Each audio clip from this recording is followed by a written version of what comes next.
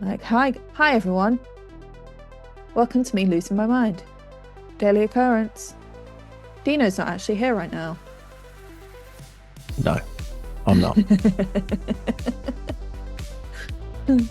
Hey, Mr. Moon. Can I do the intro with you here? People of the internet, I am the ThatFkingGuy, and that's Nona. Hiya. And lately we've had some real stinkers on the show. I don't think they intended to stink. Unlike this week's film. So join me and Nona scratching and sniffing our way through Dead Lover. You might be asking yourself, what is this lady doing? Well, I'm a gravedigger. But no one will come near me because I stink. Skunk of a girl. Dump of a girl. Oh, need a lover. There are some things in life worth more than just carnal pleasure. Gravedigger, I want to shower in your rot. I want to pick up a piece of your poo and eat it like a banana.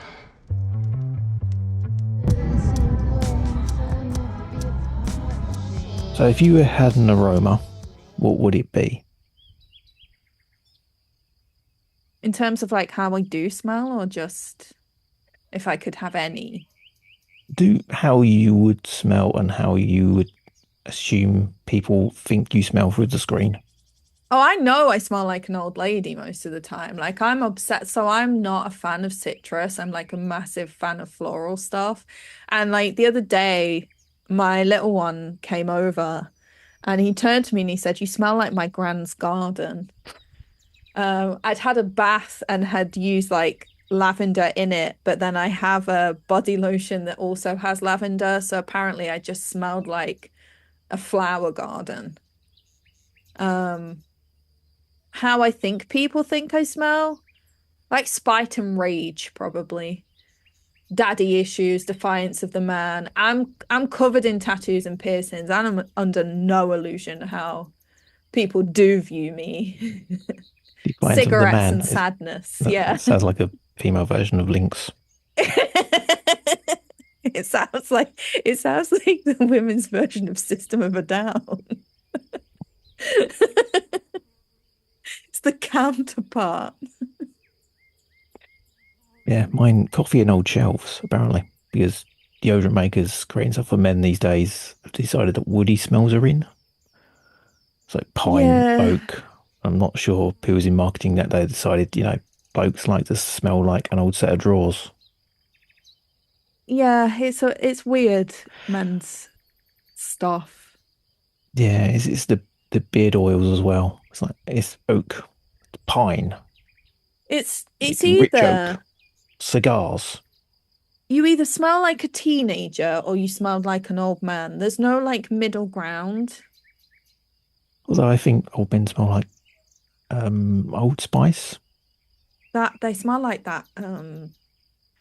There's a soap. What soap is it? It's like a medicated antiseptic. I get that smell of people. Yeah, Well, you know but the building type site I mostly. mean though. Yeah, And you're just there, like you smell like you've been in a room and disinfected. I mean it's not the best smell. It's awful. You get it in the morning because I go in like quite early, and it's lots of cleaners going in that time, so you get that smell with them. Yeah. It certainly beats the whiskey shits. TCP, to be honest, but I'm allergic to it. So one whiff of that, and I'm like, if you want to know how to keep me away, it's TCP. Don't be fooled by the gothly complexion. It's not garlic. Actually, Monster Energy drinks. There you go.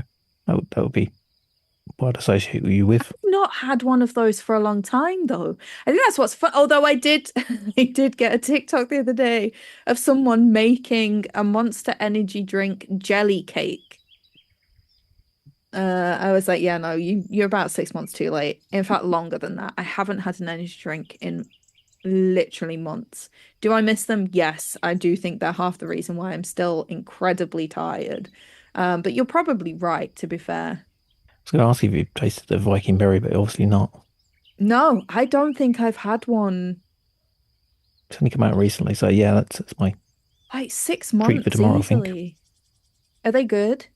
I haven't had one yet. So this is my treat for Oh, tomorrow you're because gonna we have are. to tell me then. I expect a message tomorrow to find out because, I may just get one and then, break my habit of not having energy drinks. I still like coffee, but with coffee, like it's not the same. Nah, You doesn't don't give you feel that like you could like, have a that heart attack. rush. Yeah. No Don't feel heart like I'm gonna palpitations. just drop down on the floor and start doing my best Magikarp impression. Should we do a film? Yeah, we can do. I mean, it's why we're here. Good, good. Following its world premiere at Sundance, this film played the South by Southwest, Night Vision's TIFF, Edinburgh International Film Festival, and Soho Horror Festival. Dead Lover is a deliciously dark horror comedy for fans of the Rocky Horror Picture Show and Death Becomes Her and Mary Shelley's Frankenstein. The film centres around a smelly gravedigger who craves love and after she's found it, refuses to let it go, even in death. Directed and co-written by Grace Glowicki, film stars Glowicki, Petrie, Leah and Lowen Morrow, each playing multiple parts. Set to be released on Friday, March 20th, which was a couple of days ago. And all screenings will be presented in Stinkovision. That's scratch and sniff cards, which we got one of. Which, did you fear it? Yeah, I'm going to be honest, I didn't end up using it, but I did explain to you why. I had my own version of Stinkovision because I have two 10-week-old kittens now. And one of them decided to shit under my bed. So for me, the gravedigger smelled of kitten shit, basically. I mean, one of them did smell like that. And at some point, I will brave it. You'll just get a message one day, and it'll just be me saying, "Why did I put myself through this?" Yeah, some of the things on there are they weren't actually, but yeah, they were. The first two smelled similar, and then there's one or two which you think this is going to be horrible, and it's only quite nice, like banana. Banana smelled good. Yeah, that's the thing. The banana that's been referenced in the film is poop, Yeah, and you have to smell it at that point in time. It's in the trailer, so it's not a spoiler. Someone says he wants to pick up a piece of her poop and eat it like a banana, and you think, oh, it's going to smell like shit. When it was actually banana. yeah, just luring you into a false sense of security with that. Yeah, there's a few like that. And I think with the scratch and sniff, if you're doing it alone, not so much fun, really. If it was a big group of people doing it at once in a cinema, I can see that being kind of enjoyable because you'll be hearing everyone's reaction to it. Yeah. See, I'm interested, admittedly, in the difference of the experience of the film that we've had because of you smelling it and me not. Because I do wonder how much of it added to it or how much of it just felt like it was just a quirk that they wanted to add in. It's a gimmick, and like I say, I don't think I saw a different film to you.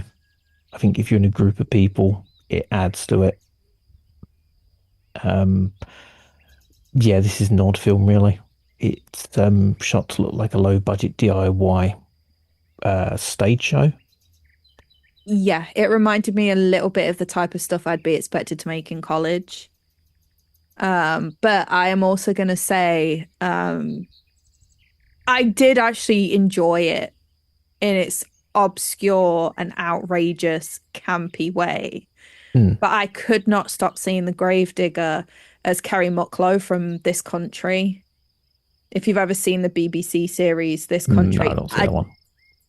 if you do manage to even just Google Kerry Mucklow, this country, watch some of the clips, you will understand entirely what I mean because she is so fucking funny, but she reminded me so much of her. It was ridiculous. And also, one of the characters just looked like Maxine Peake in a beard, which also made me laugh quite a lot. I did enjoy it though, like, and it's really it was it good? No. Um, did I enjoy it still? Yeah, weirdly I did. Um, Bits of it were very funny, and there was only one bit that I didn't enjoy, which I'll talk about properly in the spoiler zone. And the only reason I think I didn't like it, it was literally one scene, one cut where I felt they should have done it differently. Because up until that point, it looked great. And then they did something that made me go, ah, you could have just not done that part.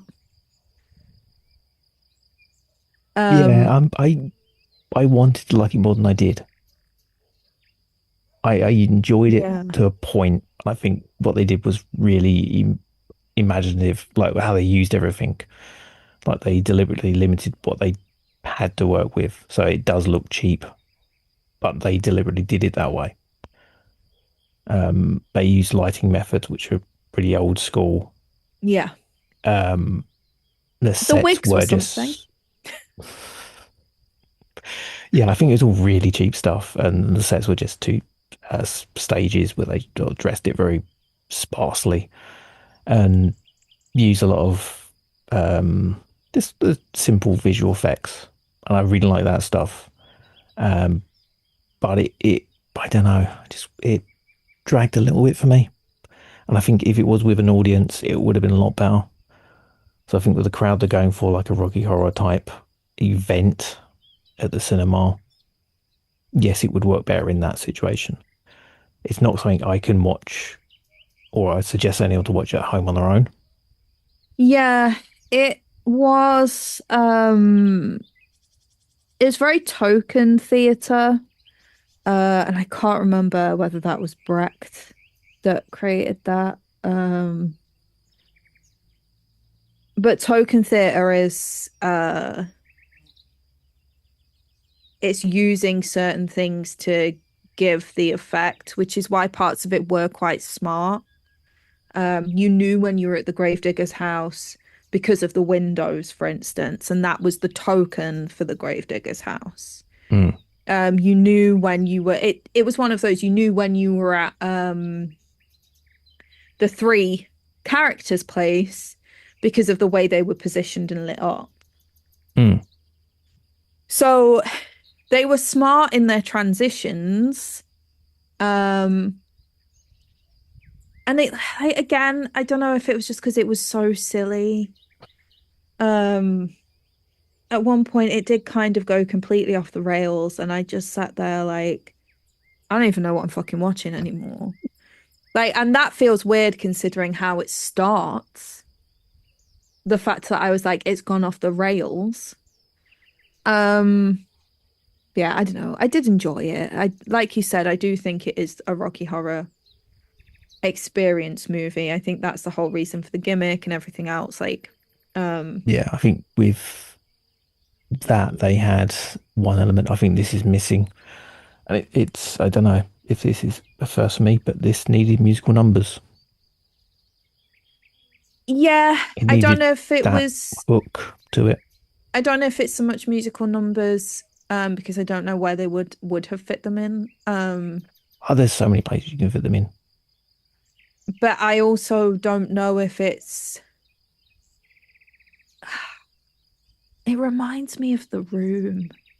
I come back to this movie all the time. But you know, in terms of its cult icon lines, Mm.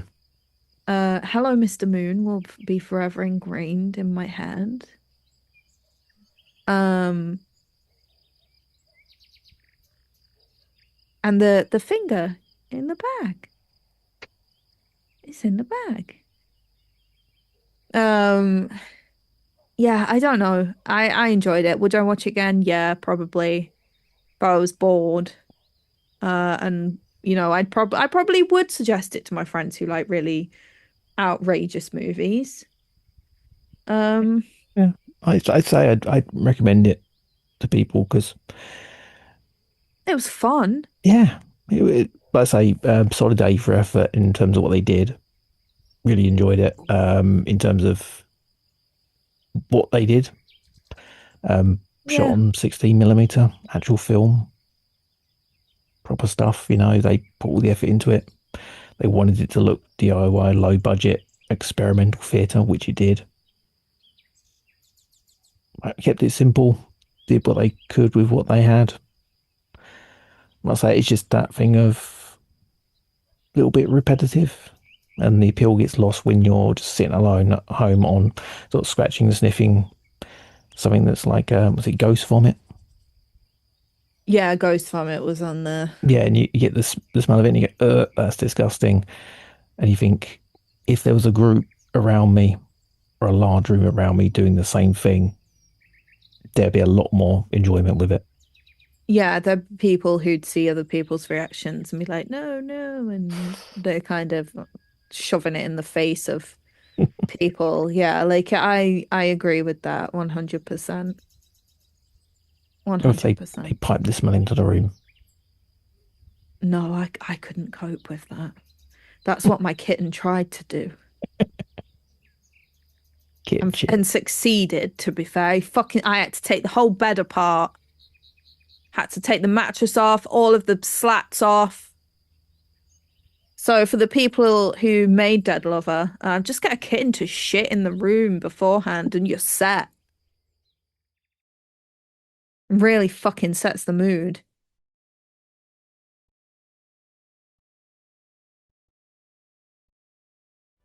Yep, sums it up.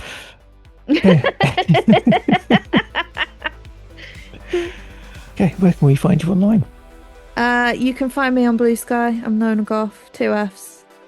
Because I'm British. Hey. And me, you can find at totalcultzone.com. Post my new zine recently. Got a lot of new art in it and a few articles and links to my social media, which includes the radio channel, which I've been active on recently. So go listen to Total Cult Radio. Yay. Also, the email's there if you want to sort of complain about a review I've made of your film. Oh, don't. Just don't. You heard. It's that one specific guy. That one specific guy. I'm really glad that you enjoyed my thoughts on the matter. Yeah. Yeah.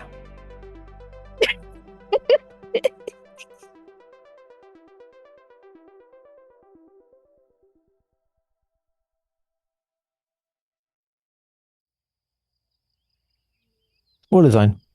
If you don't want the film spoiled, stop listening. Yeah. I'm not responsible for it. Don't email about that either. Okay, what bit was it? Okay, so when the gravedigger was being carried on horseback, it's towards the end of the film by the resurrected lover, the husband of the resurrected lover, or widow, as he would have been. And there was a part where they come across the 2 nuns that we'd met earlier, and they lit both of them up with a stage light. For me personally, they shouldn't have lit up the gravedigger and the dead lover, resurrected widow husbands. They shouldn't have lit those up. And the reason why I was disappointed in it is because up until that point, I'd obviously seen that they were riding on horseback. And the way that they'd done it was actually really impressive for the way the shot was angled and stuff, because you could see the mane, but you couldn't really see anything else. Like, it was very clear they were just kind of stood or sat against something. When they lit it up, you saw it and it broke that illusion a little bit. Had they not have shone that light on them and then just on the nuns, I think it would have been funnier because it was the nuns that got caught. Obviously I know that technically gravedigger's tied up on the back of a horse and that is somewhat sauce.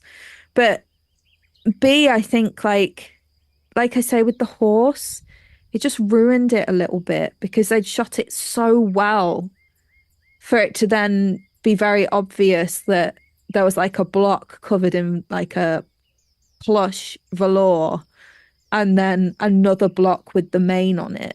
Mm. And that ruined it a little bit.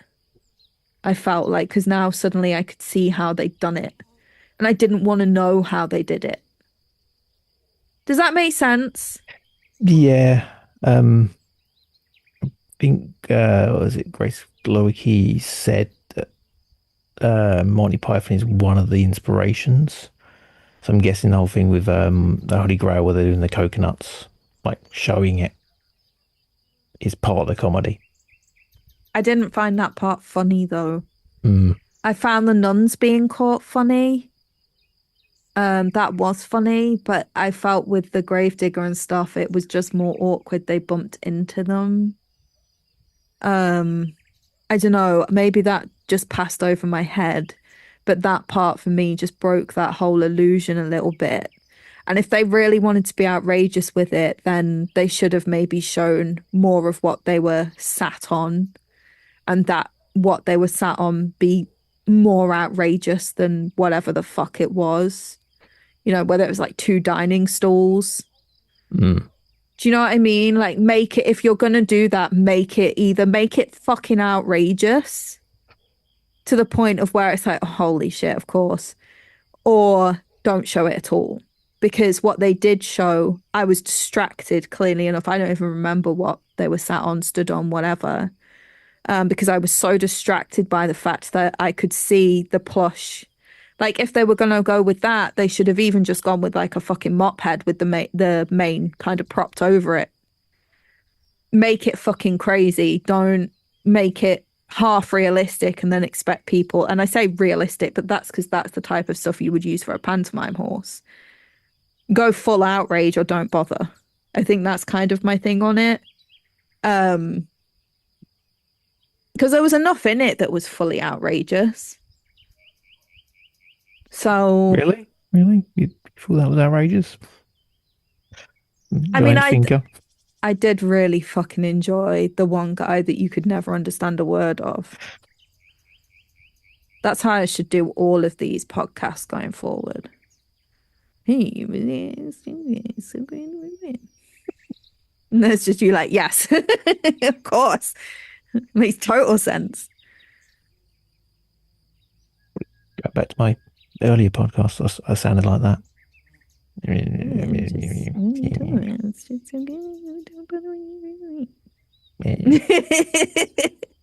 Between that Mickey Mouse and a Roadman. The one that sounded like Mickey Mouse also looked like Maxine Peake in a beard. It was so distracting. Every time they popped up on the screen, I was like, why does it look like Maxine Peake? Just every time. I don't know. I'll say this. I still thought it was good. I would have watched it again. I don't know. The spoiler really is that it is a bit GCSE. The wigs were awful.